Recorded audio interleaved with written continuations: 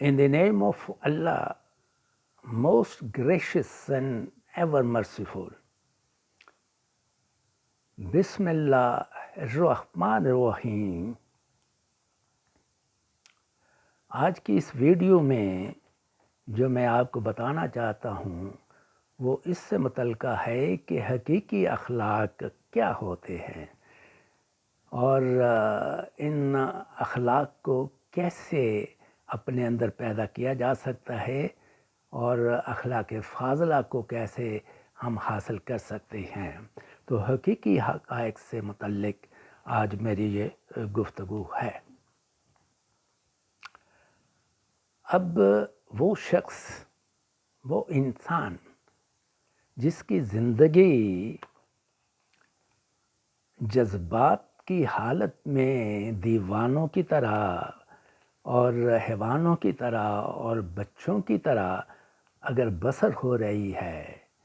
और वो करीब करीब अपनी लाइफ ज़िंदगी को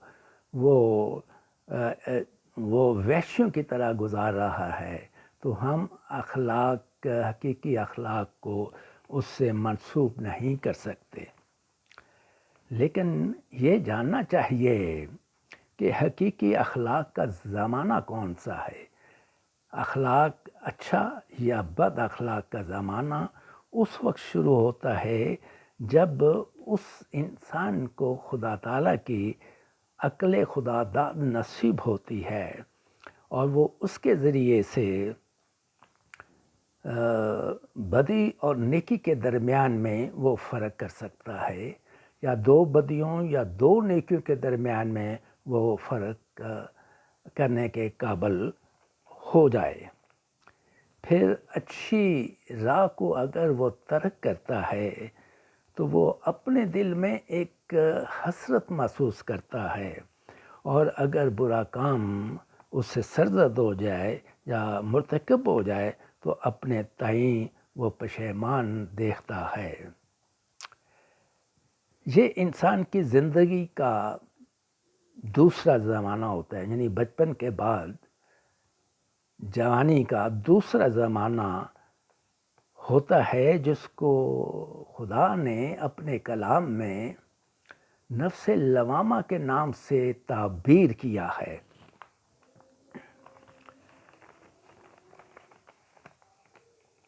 और जो वैशी इंसान है उसको सरसरी नसीहतें करके हम नफ्स लवामा तक नहीं ला सकते, बल्कि ज़रूरी है कि उसको खुदा शनासी में से कुछ उसको हिस्सा मिले और वो जाने और पहचाने कि उसकी पैदाइश का इस दुनिया में मकसद क्या है। वो इस मकसद को बेहुदा या बेमानी ना समझे, बल्कि मार्फत इलाही से वो अपने अंदर सच्चे अखलाक जो है वो पैदा करने की कोशिश करे। इसी वजह से खुदा ने सच्चे खुदा की मार्फत को हासिल करने के लिए इस तरफ तवज्जो दिलाई और यकीन दिलाया कि देखो, आपका हर अमल और आपका हर खुल्क एक अपने अंदर नतीजा रखता है जो उसकी ज़िंदगी में रूहानी राहत पैदा करता है या फिर रूहानी अज़ाब पैदा करता है। और ये दोनों सूरतें जो हैं इस ज़िंदगी के बाद वो अपना असर दिखाती हुई नज़र आएंगी। लिहाजा नफ्स लवामा के दर्जे पर जब इंसान पहुंचता है तो वो अपनी अक्ल और मार्फत और पाक कॉन्शियस के ज़रिए से इस कदर हिस्सा पाता है कि वो बुरे कामों पर अपने ताईं जो है मलामत करता है और नेक काम की वो हमेशा ख्वाहिश रखता है और वो हारिस रहता है, क्योंकि नफ्स अमारा में उसके हकीकी अखलाक पैदा नहीं हो सकते जब तक कि वो नफ्स लवामा में अपना कदम ना रखे। یہی وہ زمانہ ہے جس